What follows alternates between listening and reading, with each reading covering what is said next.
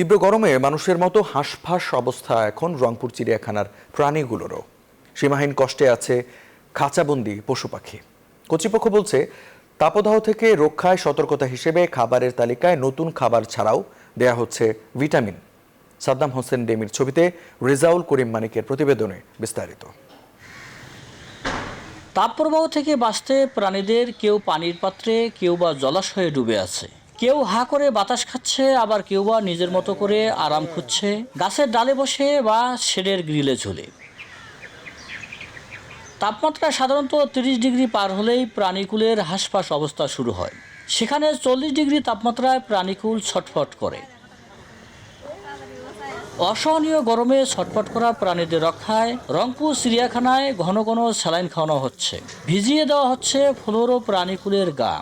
যাতে প্রাণীগুলো আর কি কষ্ট না পায়, এই গরমে একটু যাতে ঠান্ডা থাকে, স্যারের বার্তা অনুযায়ী আমরা একটু প্রাণীগুলো ঠান্ডা রাখার জন্য আর কি পানি ছিটাইলাম। কম বেশি প্রতিদিন দিই, গরমের তাপ হলে প্রতিদিন দিই।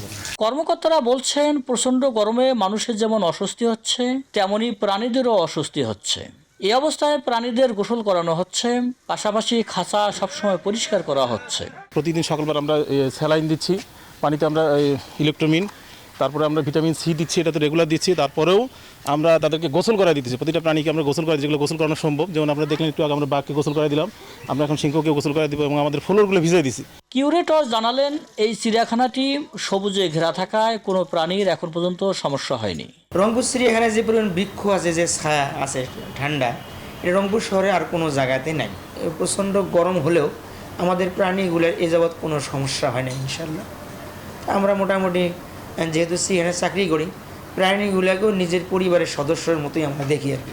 জাতীয় পার্টির প্রয়াত চেয়ারম্যান এইচ.এম. এরশাদ রংপুর নগরীর হনুমানতলা এলাকায় 1989 সালে রংপুর চিড়িয়াখানাটি গড়ে তোলেন।